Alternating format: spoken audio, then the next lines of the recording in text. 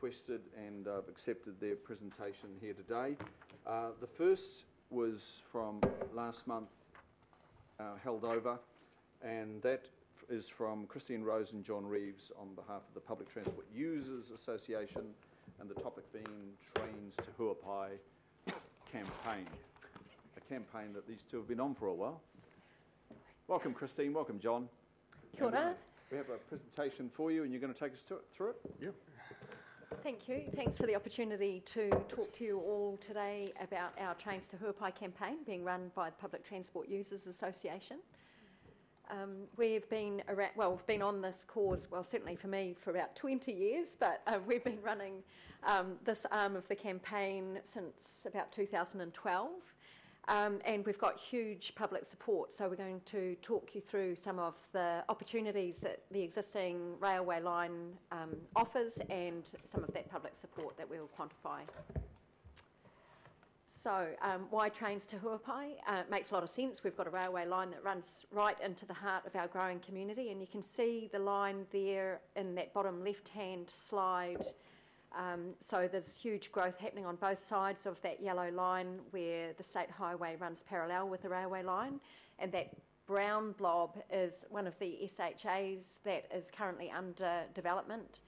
So there are thousands of houses being built there, all within 5 or 10 minutes walking and cycling distance to the existing railway line and railway station.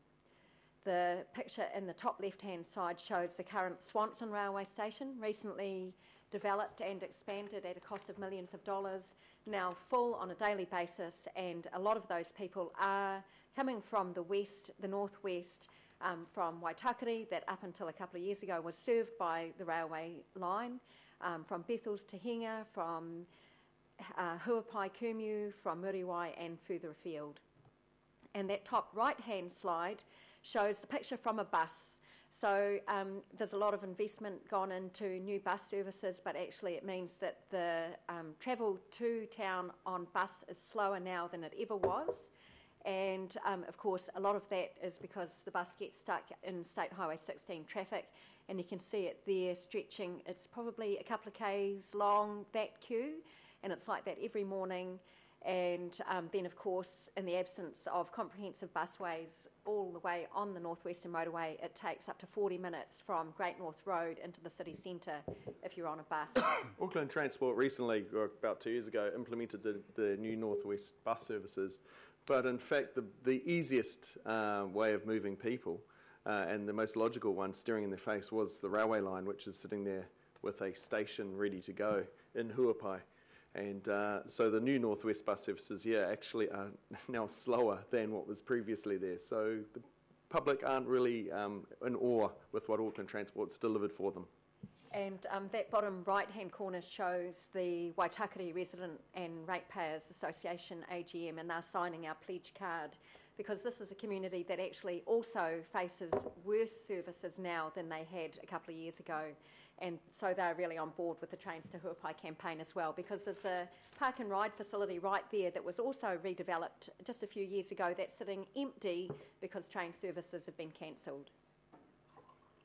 So here you can see a map with the blue line we've joined up where the trains currently stop at Swanson, and if it continued on over to Huapai, that's what it would look like. The next map, this is actually a map we've designed. We know there's other lobby groups who have designed transport maps for Auckland, but actually we decided to connect them up, and this shows you, if we actually extend the service from Swanson to Huapai, how we would connect up with the other plans in the future. You know, there may well be a light rail tram to Huapai and Kumeu. That's obviously pendant on a lot of money, about $5 billion roughly. Whereas this line from Swanson to Huapai, as you can see, is indicative cost around $4 million. And if you look at the tram to Dominion Road, that's got an indicated cost around $1.2 billion. So you can see for around $4 million, we could actually connect Swanson up into what's one day going to be a connected network with light rail trams as well out to the west. So here's some quick comparison times of buses versus trains. If trains were to run from Kumeu, we've allowed for a 5-minute changeover from a diesel rail car between Kumeu and Henderson.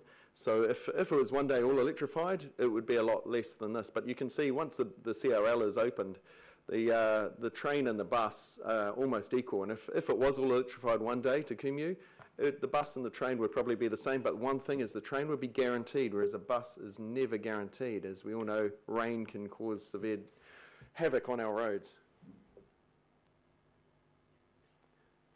So this slide really just highlights some of the details of our Trains to Huapai campaign.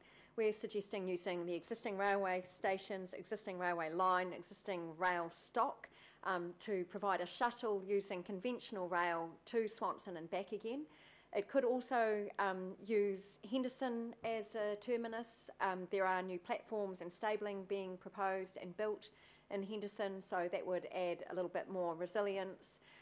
But really, it just proves that it can be done, it's feasible, a lot of the preconditions are already there, it's cost effective, and the public want it.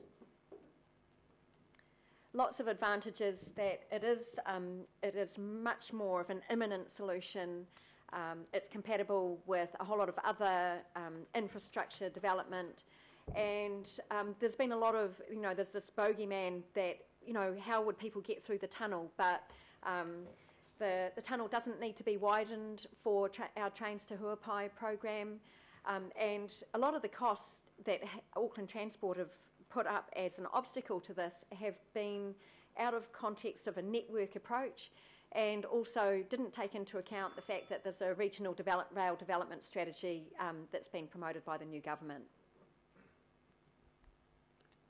So it can be delivered quickly, links in with the rest of the regional rail network and also the regional cycling network, takes people to catchments that aren't served by bus or car efficiently, and piggybacks on all that other regional rail development work and improvements of the North Auckland line proposed by the government. We've got lots of support from the public and from politicians. So we've had a pledge card that we've been taking around the region, and here we've got some of our friendly faces from the West signing our pledge card. Our Helensville MP is in support, the local boards, both Rodney and Waitakere Rangers local boards, and our councillors from Waitakere Rangers and from Rodney. We conducted a survey over the last month or so, a survey and a petition. So far we've received over 1,000 signatures on the petition, which have fed through into the long-term plan, and more than 660 responses to our survey. 86.5% said yes, they'd use the train, 58.84% said they'd use it for work, 54% said they'd use it daily. So that compares really favourably with the really vague estimates that AT have done, not based on surveys, not based on asking the public, but they've been downplaying the potential and public support, whereas this really quantifies it. The interesting thing is a lobby group like ours, the Public Transport Users Association, has had to do this because Auckland Transport is not doing these sort of surveys. They're not getting out into the community. We're holding meetings, we're meeting the people, we're meeting the businesses, we know what they want, and AT keep on feeding, well, absolutely nothing back into this. And yet it's so obvious, it's relatively low cost compared to, as you saw in our map, other major transport infrastructure around the rail network or for light rail. It's something that could simply be done relatively quickly. So we're getting all the growth, but we really need the infrastructure. So that's the end of our presentation, and we're happy to accept any questions. Thank you, Christine. Thank you, John. Councillor Sayers. Thank you, Mr. Chair. And thank you, John, and thank you, Christine. I just wonder, in the recommendations of the thank yous, we could add Mr. John Reeves' name there. That's Jon. It's in there. It's in there? Great, thank you. Thank you very much. So, I guess my question is simple. What's stopping this? Well, it seems like there's a lack of will by Auckland Transport or the senior management to actually get them behind for what the people actually want.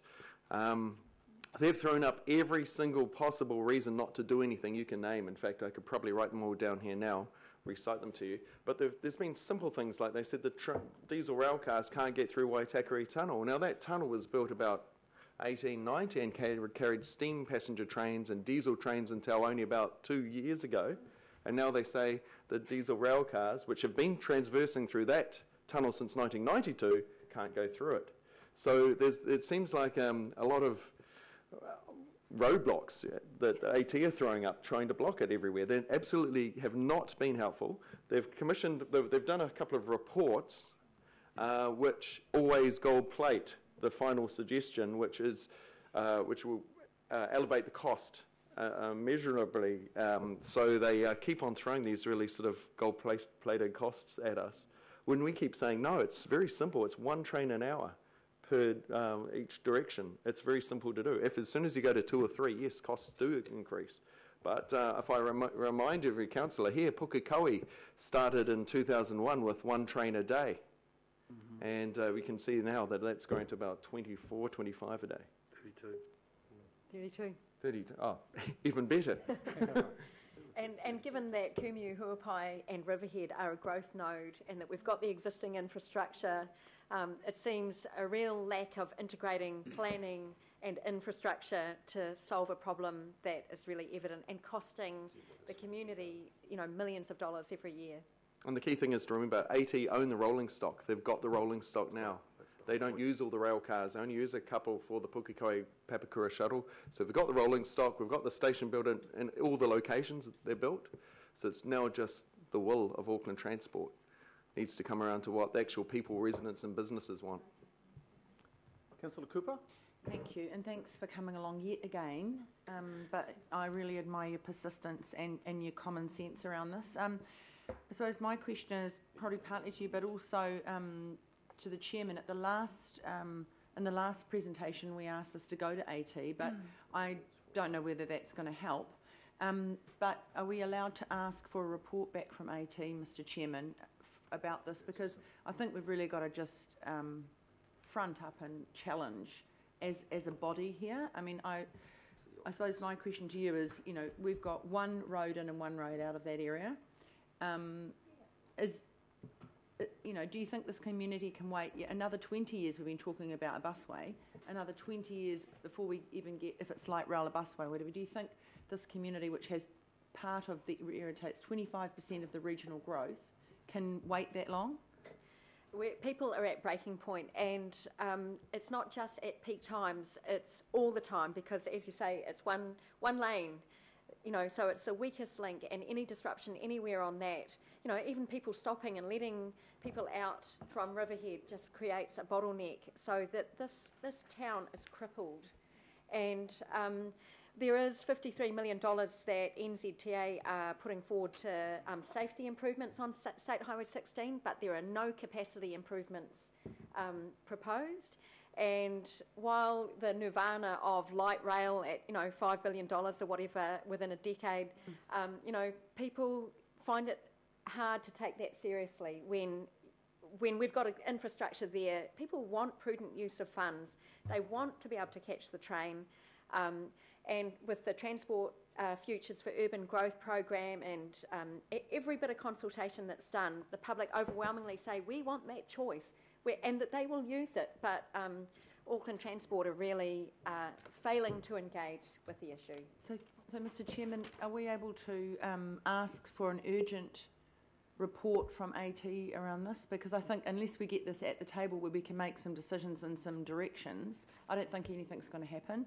So and I'm sure the Deputy Mayor would support me, because we drove to Helensville and he couldn't believe being stuck in the afternoon traffic for probably a couple of kilometres going into Kumeu. Yeah. Yep, you can drive in many parts of Auckland to be stuck in traffic. But there are alternatives, Mr. But look, Chair. members, what I'm proposing is there is a report from late 16 on this. The ACOM undertook some work, and that's the work that John's referring to as maybe gold-plated. Very much so. Yep. So let's find out. Let's get an update on that. 2 years ago, Thank you. it's a year and a half.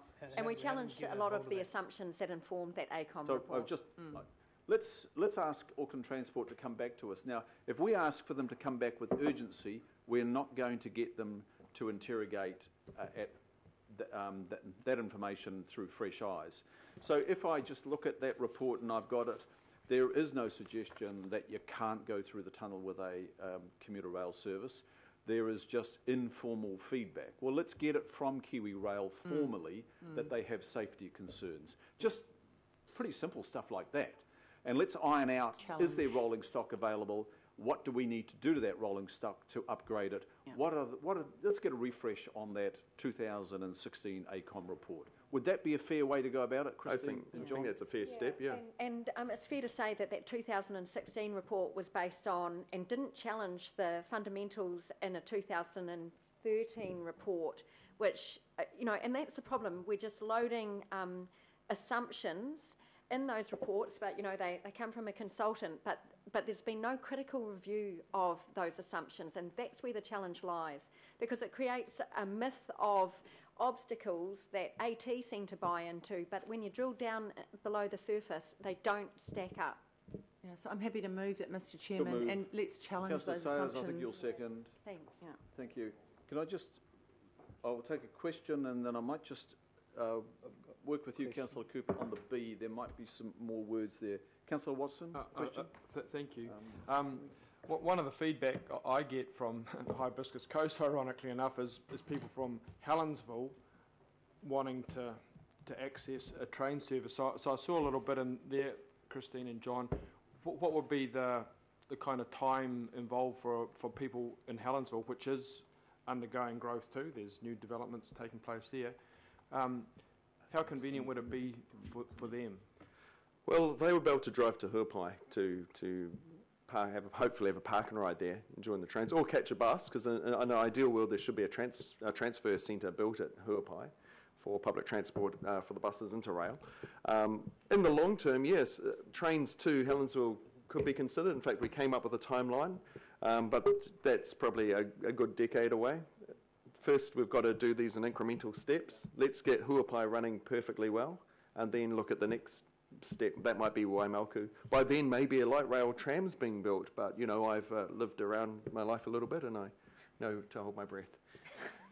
And Mr. Chair, I just wanted to check again with that figure of 4 million, which seems incredibly reasonable in the scheme of things, about 8 kilometres of unsealed road.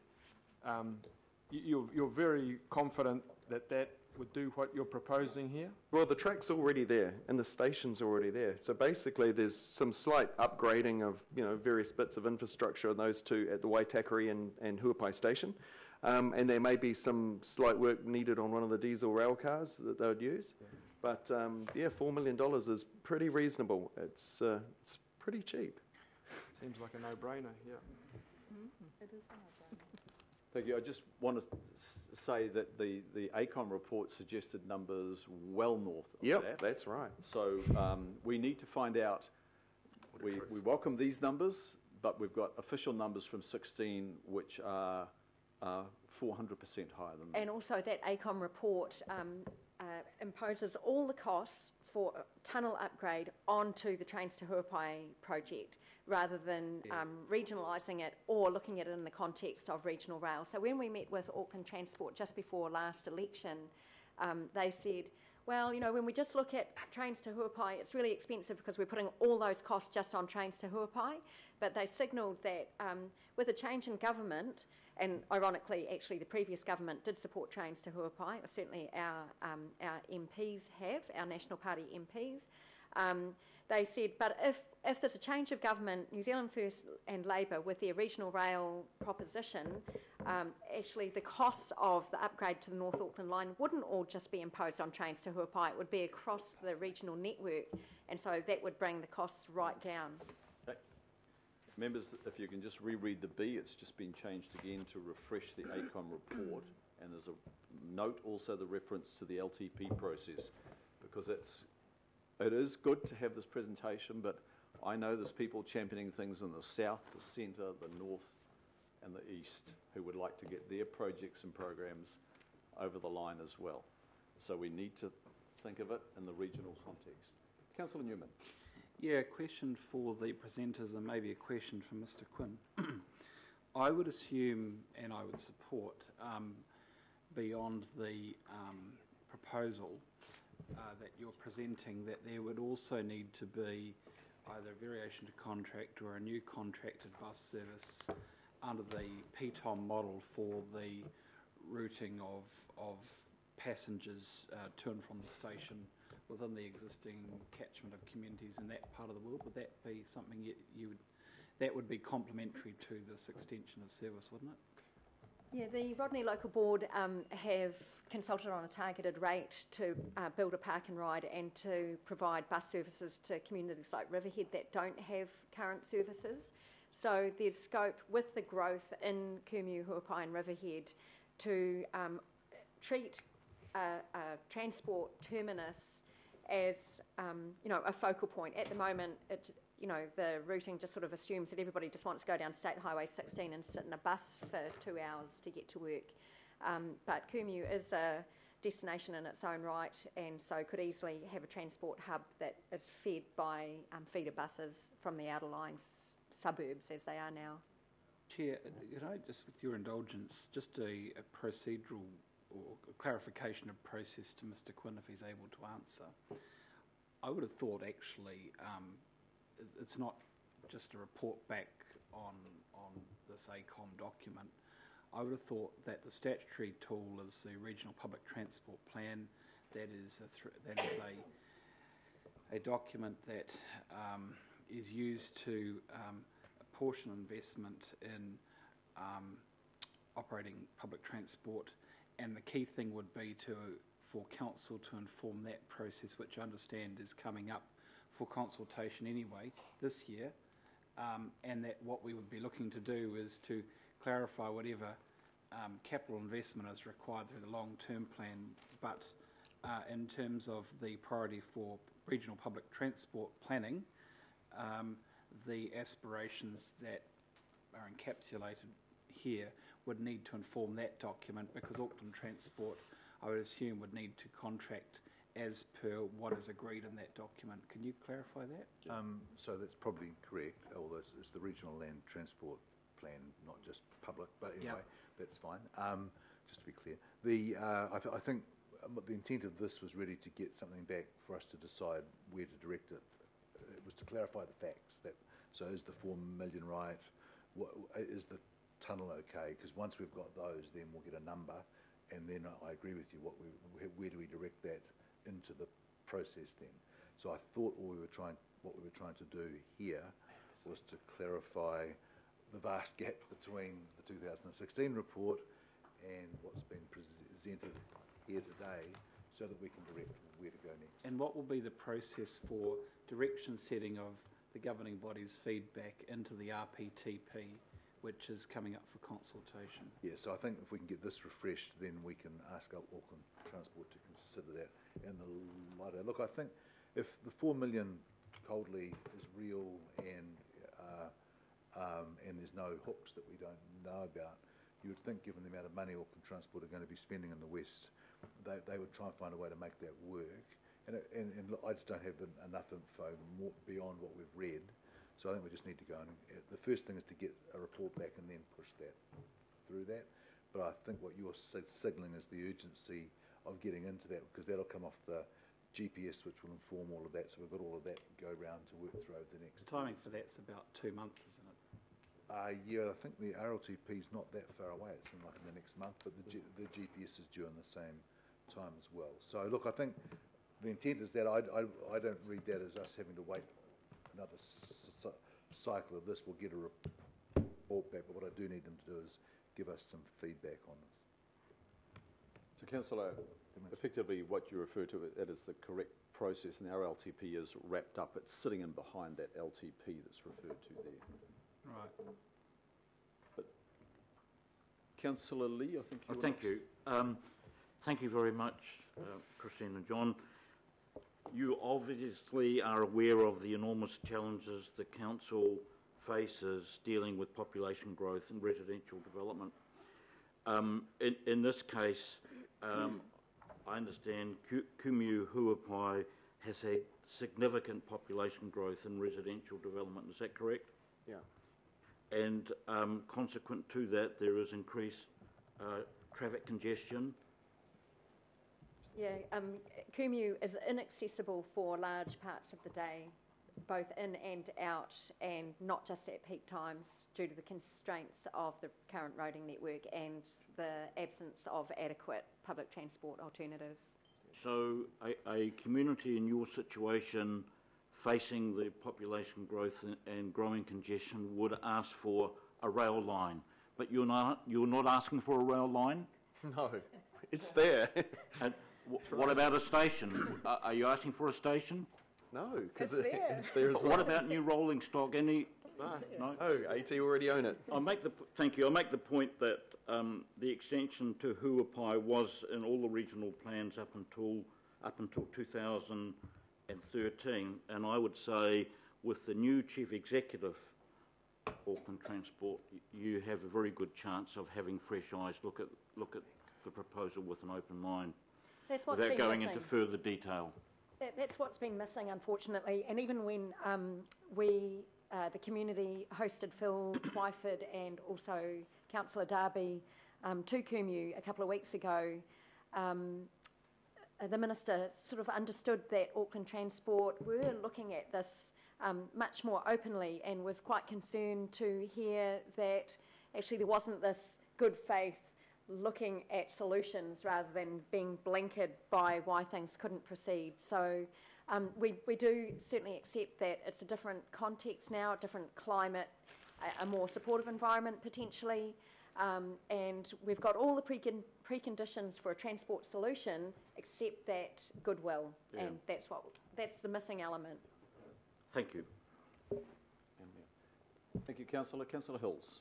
Yes, thank you for your presentation. My question, and obviously I'm supportive, it sounds great, but my question is with B, and we're asking for a report back on a piece of work that was done independently that says, you know, the BCRs are very low and the tunnel, Kiwi Rail, NZTA and Auckland Transport say the tunnel's not safe and it can't be done. So my issue is if we're asking for a report back on the same thing, what happens if we get the same outcome? So how are we going to weave in between what is being presented here? It's probably similar to what Councillor Newman asked, but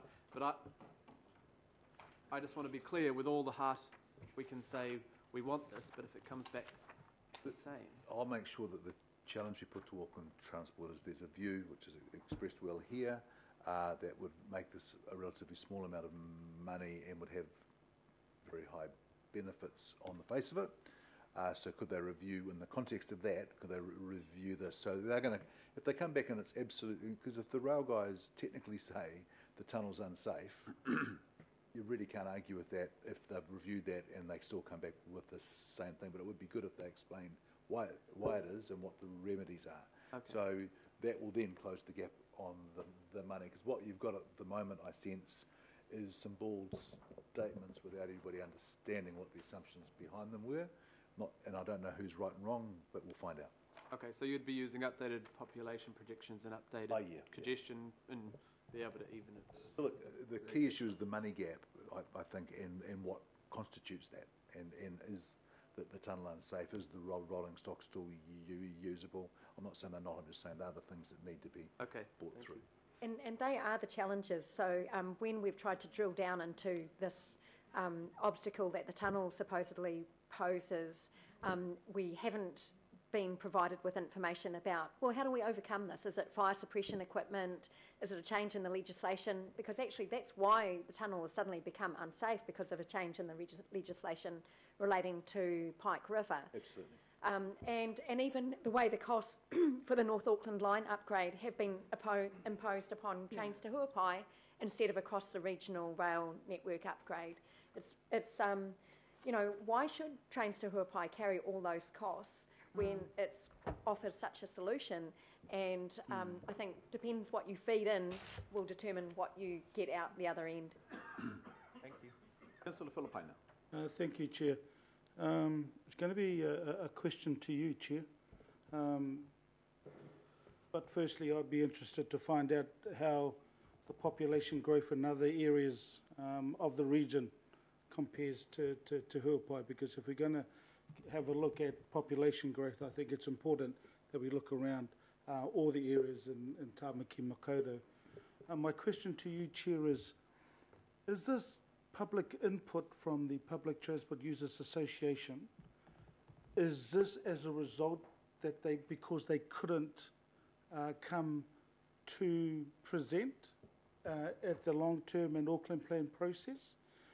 And the reason I asked this particular question is more for your sake than anybody else's, because if we're doing this and it's in regards to B, I just think that we're not doing it properly. Hence the process question in regards to this, because if it is a submission in regards to our long-term and Auckland Plan process, no issue would be. And that's in light of your comment, Chair, around other areas in Tamaki Makaurau who have projects as well that wish to push them. So very mindful of that, and it's a fair Yeah. question. So there is no suggestion that this is second dibs at the Auckland Plan or the LTP. Christine, Rose and John have asked for this presentation since October, and it's just been unavailability of, I think, Christine, you were out of the country for a while, and we just had very busy agendas. So this is a carryover, and it was supposed to be at the last meeting, and then we just had a bit of a miscommunication.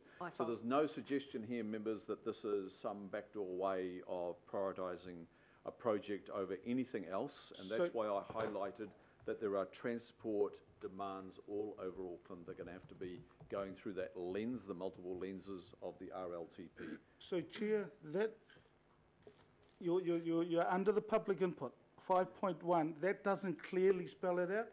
I think it's important that it is clearly spelled out, so then our communities out there that around the projects don't then have the perception that it is. I think it is important somewhere in there to say that this is as a result of, you having to come through during the end of March process for the long-term plan. Because it's important for people in my community that if they have had projects on the line for longer and longer, I can then say, no, there were some issues they would have presented prior to March 28. Okay. Because I think it's important that it gets spelt out to the rest of the region that it would have been done. I'll note that this has been deferred since October, that the presentation has been Thank deferred you. since October. Thank you. And I think, look, if people can just take my word, and I think Christine and John's word, that this has been a long-standing need and desire to get to this committee. And use of existing infrastructure. Right? Yeah. Member Tohanere. Kia ora. Just a couple of questions. This is the main trunk line, eh? It's the North Auckland line to This is the North Auckland Whangarei, main yeah. trunk. Well, the North Auckland line is what it's called, yeah. Call it in our The family. main trunk. Main trunk, okay. My grandfather used to drive trains up that line. Can I ask the chair? How do we get? Where's that ACOM 216 report? Right on my table here. Oh, can I have a copy one day? Did it go out to all members? I'm happy. If members would like to have a look at that copy, Might help. Public Might help document. me anyway. can you just please email Clinda and she will distribute it? Cool. And we'll And, take. is there any way we can get or in that ACOM report, does it spell out what Kiwi Rail's issues are? If not, could we ask Kiwi Rail to furnish us with with their issues about the tunnel? That's what we will do. So we'll do that. We'll bring that all together through AT.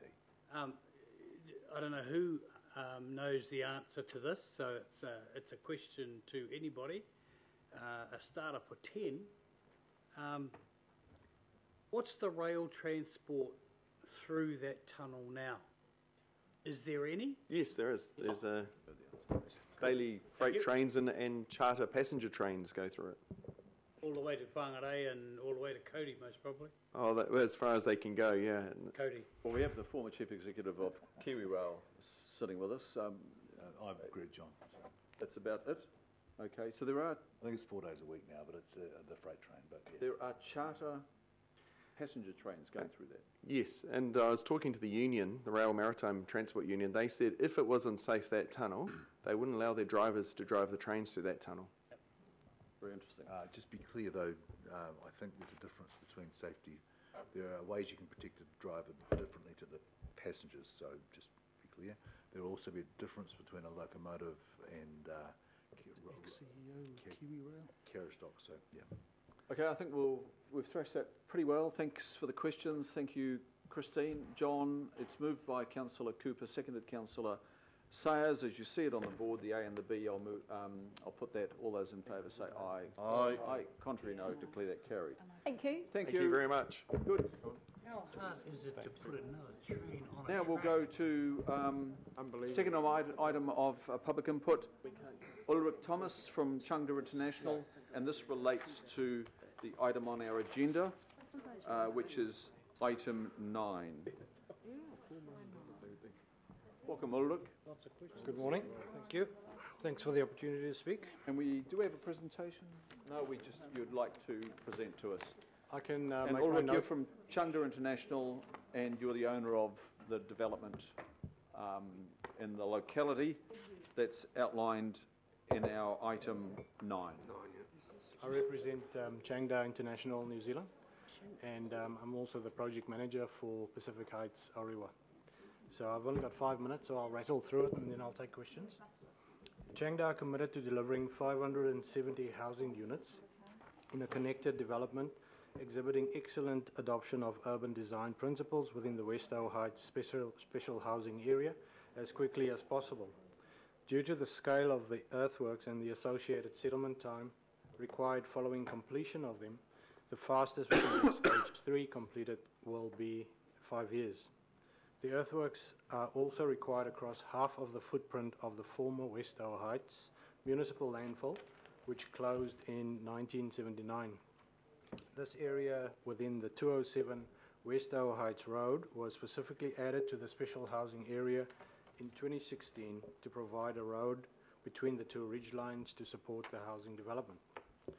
Auckland Regional Council and the closed landfill team obtained a closed landfill discharge consent and have been administering this consent until we took possession of the site to deliver the housing works in late 2016. Our design consultant Becker worked closely with Auckland Council's closed landfill team to design a significantly improved landfill management infrastructure that was acceptable to the Auckland Council closed landfill team. Prior to the current development, the landfill drained via a pond directly into the tributary of the Nukumia stream, being one with among the highest ecological value in North Auckland. The proposal was that Chengda would take over managing the landfill during the construction phase, and then once the new system was established in accordance with a new discharge consent and shown to work, we would be handing it back to the Auckland Council's closed landfill team. The new design caps and buries the landfill under up to 12 metres of fill. This will reduce water in and therefore water out. Additionally, it collects the landfill leachate and directs it to a constructed wetland prior to discharge. A condition of consent is bonding for this 90-metre section of road over landfill, so that in the event of unexpected settlement of the road could be rebuilt at no cost to Auckland Council. Additionally, Chengda have proposed that in the event Council is concerned at approximately 70,000 cost per annum associated with managing the closed landfill infrastructure, which is higher than before, Chengda proposes a targeted rate for this aspect. The consent conditions require that in the event Auckland Council do not accept the landfill, then it shall be managed by an incorporated society made up by all of the expected 570 units within the development. Vesting the landfill with Council is the best outcome long-term for the community. In particular, we note the vesting of the land with Council will A, provide for an extended public reserve land extending all the way from Westover Heights Road to the Nukumia stream. B, Auckland Council will have agreed to purchase the adjoining lot for a higher order park. Acceptance of the landfill footprint will allow this area to significantly increase in size as an active public reserve. C, provide for a public road in accordance with the long-established planning for the area. We understand that Auckland Transport will not accept the road if the landfill is not accepted by Auckland Council. Despite it being closed for 40 years, it still requires environmental management, and the closed landfill team, who manages hundreds of closed landfills in Auckland, will be better suited than an incorporated society, which includes 57 affordable housing units to ensure good outcomes. Given the unique characteristics, including the area status as a special housing area, this will not create precedent for council. The closed Westow Heights landfill is a relic of the Rodney District Council's practices in 1970s. As part of this development, it has been well managed and carefully designed as an asset that can be readily handed to Auckland Council's closed landfill team. The vesting will A, improve urban design of the area through the creation of a road, B, add to the usability of the area already agreed council open space network, and C, deliver robust environmental outcomes at no cost to Auckland Council through the use of a targeted rate. We look forward to your decision so we can move forward and finalise the pre-sale contracts already entered into for stage 1 of our development at Pacific Heights. Thank you. Thank you, Ulrich. Very succinct, and we get that message. Are there questions of Ulrich? Councillor Watson. Yeah, just a couple. So you said at the outset there that the understanding of your company was that it would always be handed back to the closed landfill team. That was the basis on which you were I believe operating? that was the agreement up front. It wasn't a written agreement, but It wasn't. the closed landfill team worked with us to develop the infrastructure required to make the landfill safe and usable for them to manage later. Just a follow-up, Mr. Chair, if you don't mind. The practicalities of an incorporated society, that means everyone, the 570 household units there. Have you any thoughts as to how that might work in practice? How each and every resident there would somehow be managing this closed landfill? There would be a democratically selected committee that takes charge of it and then would subcontract or would contract specialists to come and do that work. It seems a bit silly if we already have a closed landfill specialist group that manages 100 or more closed landfills across Auckland. Okay, thanks, Mr. Chair. Thank you, Councillor Watson. Councillor Cooper. Thank you. Thanks for your presentation. In the item, it talks about a possible targeted rate for the community if it was vested back to council to be able to fund the $300,000 a year it needs to manage it. 70. Sorry? 70,000. 70,000? Oh, it's more than that in our report. And I note that, do you know what the views of the local board are around raising a targeted rate? They usually no, have to have their agreement if it's in their area. No, I do not. Okay, thank you. Thank you. There being no further questions, Ulrich, thank you for your presentation here today, and we'll consider the material that you've put before us when we come to the item, and which will be in probably about half an hour. And you're most welcome to stay. Thank you.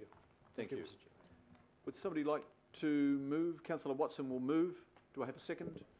Yep. Councillor Filipaina. And we received the presentation from Ulrich Thomas on behalf of Changda International. All those in favour say aye. Aye. Aye. Contrary, no. Declare that carried. Our third and final input under public input is from Dr. Mels Barton, and this relates to also an item on our agenda, which is item 12, Managing and Protecting Trees in Auckland. Welcome, Mels. Kia ora koutou. And I'm glad to be back after 5 months talking about this issue to protect and manage Auckland's trees. Unfortunately, the Tree Council, to say that we're disappointed with the quality of the report we've waited 5 months for is putting it mildly. It is, in the recommendations, a self-justification for doing absolutely nothing. There's been no assessment of costs for the loss or continued loss of these tree assets to the city and the benefits and values that they provide to us. There has been no analysis of the 2013 and 2016 LiDAR data that you have, which would demonstrate the loss of tree cover across the city since the RMA changes were taken out. Why not? That's what we were expecting to see in this report. You've had 5 months to do that analysis. You've had those data since 2016. It's now 2018. We were expecting to see that. At the last time that I presented 5 months ago, we said that on our estimation, the tree cover loss in Auckland City has been 1/3 over the last few years. If you don't believe us, then prove us wrong. Show us the data. We will be doing an OIA request to obtain those data following this meeting. The lack of data analysis with regards the loss of tree cover and also with regards the consents data means that any statements made regarding the risk or costs of the options presented in this report are just the opinion of the planner because they've not been based on any evidence whatsoever. The statement that the status quo or the current approach, the cost of this would include a potential minor reduction in Auckland's tree cover is frankly laughable. We did a little assessment of how many arborists there are in Auckland. Just by looking at the yellow pages, there are 152 arborist companies working in Auckland at the moment. Now, as a conservative estimate, let's say that they remove 2 trees a day, 5 days a week, each of those companies. That's over 1,500 trees a week. If they work for 45 weeks of the year and take 6 weeks off, that would be over 68,400 trees being removed every year. That is a conservative estimate. If that represents a minor reduction in the tree cover of Auckland, I hate to see what a major reduction is. So the other statement that concerns us greatly is that it was difficult to extract and unable to get qualitative or quantitative data regarding consents relating to trees. Why not? Isn't council legally obliged to collect these data on the consents that they're applied for and issued regarding anything in this city? We managed to get consent data for 2 years in 2015 regarding trees. I don't understand why the planning department were unable to obtain those data. And those data need to go in there because, as we know, there are non-notified consent applications being issued every single day to remove trees, and that is part of the problem. Our protected trees are effectively not protected because they're being removed non-notified every single day. This report claims that the urban forest strategy is some kind of panacea to offset this tree cover loss without actually knowing what the tree cover loss is, of course, and that planting saplings will replace the loss of these mature trees which are providing benefits and services which haven't been quantified, of course, and actually provide financial benefits to the city, massive ones. Treating our stormwater, our air pollution, reducing temperature, etc., even increasing the value of our houses. Now, that's nice to think that might happen, but unfortunately, you don't know that the planting identified as possible in the urban forest strategy could replace the unknown tree cover loss. And in any case, the urban forest strategy is not actually mentioned in the Auckland plan as council policy, and it is not funded in the long-term plan. So whilst it might be a panacea, you're not intending to implement it. And you're not intending to fund implementing it. So I think that's a bit of a problem as well.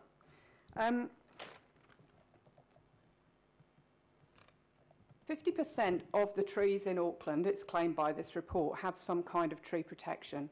But as I said, if you continue to grant non-notified consent applications to remove them, then effectively none of the trees in this city have any level of protection.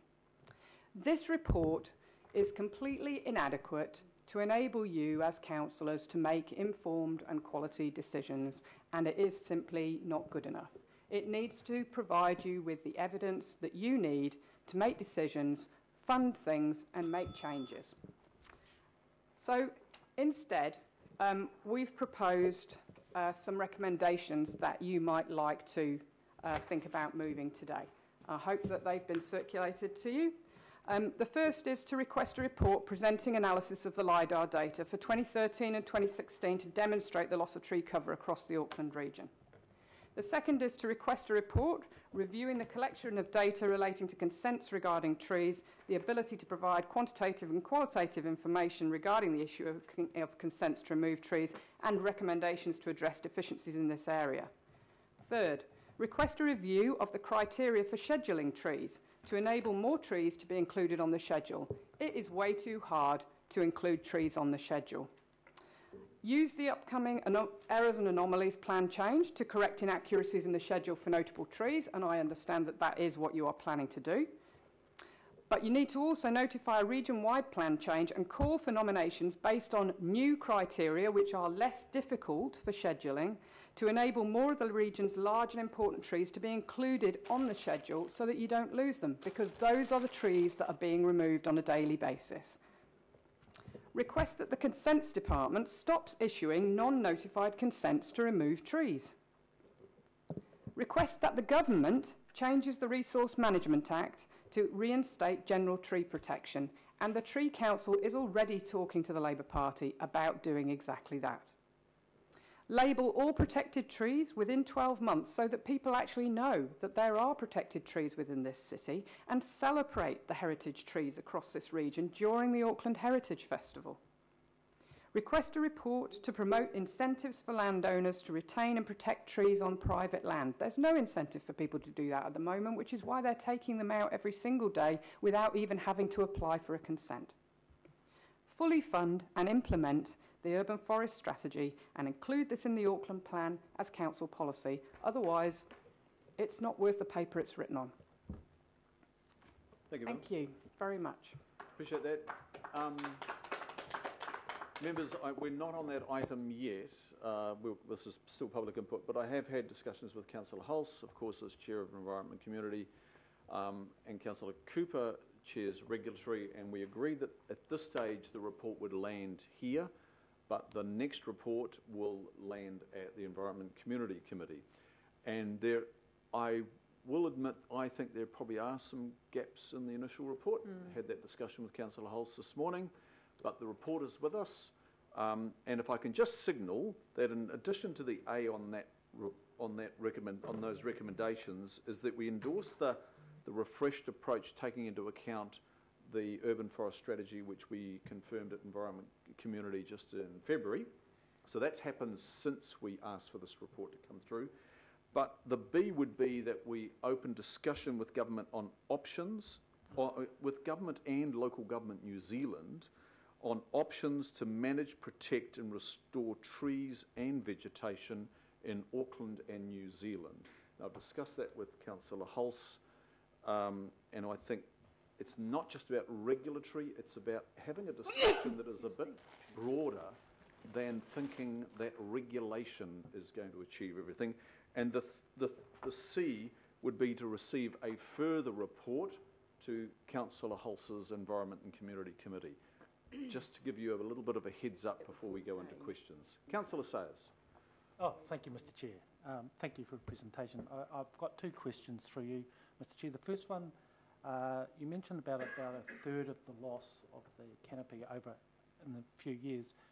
Have you got a little bit more of a precise figure of how many years? Do you think it's been 5, 3, 10? Have you got a feel for that? Well, we think it's since the tree protection, general tree protection was removed. So that's basically 2 years. 2 years. Well, it went from 2015 to 2017 was when we presented. But if you imagine you're losing 68,000 trees a year, it's not really, and that's a conservative estimate, that's not really very hard to imagine that you've lost a third of Auckland's trees during that period, given that for the majority of trees on private land, there's absolutely no protection whatsoever, and people can just go out and cut them down. Thank you. And my second question was around, just for my clarification, your presentation seems to me to be about the brownfield, okay, so the intensification and trees getting cut down to make way for more housing. Am I under the correct impression? And perhaps if development's happening in green fields, i.e. rural land being converted into suburbs, that there's been more planting and trees being planted in streetways, and people planting trees in their properties to add value and planting gardens. So So am I thinking correctly there? We're seeing intensification and the cutting down of trees in the brownfields, and is there, on the other side of things, in greenfield sites, is there a potential that there's more trees being, planted and growing in those areas? I think without the analysis of the data that you hold, I can't answer that question. But quite honestly, developers hate trees. They want a nice, clear section for them to go into. So if they don't have to retain the trees, if they're not forced to retain them by the fact that they have to get a consent to remove them, and on the majority of private land, whether it be urban or rural, they don't have to, then they're just going to remove them. I mean, the only general tree protection that remains is on large lots. So over 4,000 square metres, the general tree protection remains. But as I said to you, the majority of the consent applications to remove trees are being given non-notified. So there's no public process, there's no hoops to jump through. You submit your application, it's a default yes. The trees go, no question, no discussion, no appeal, no nothing. So it's not hard to get rid of trees, whether they're protected or not protected. And as I said, developers don't like trees. They're in the way. They make it difficult for them. So they just get rid of them regardless. They're gone. And yeah, sure, they might plant a few trees on the street if they're required to, but it's hardly replacing what you're losing. If you're losing 80 to 100-year-old trees on a section and you're planting P65s, what are they going to do? They're not going to do anything for you that those 80-year-old trees have been doing for you for another 80 years. So you're not replacing like with like. You're losing a massive asset to the city and you are not replacing it. And it doesn't matter how many trees you plant right now, you're not going to replace that asset for another 80 years in terms of the benefits and services that it's providing to you. Right. Thank you very much. Thank you, Mel's. There being no further questions, would somebody like to move receipt of Mel's presentation? Yep. I've got Councillor Walker, seconded by Councillor Casey. Thank you, Mel's, and we'll consider that shortly, and you're most welcome to stay for that item. I'll put that. All those in favour say aye. Aye. Contrary, no. Declare that carried. That concludes. I'll just check. Yes.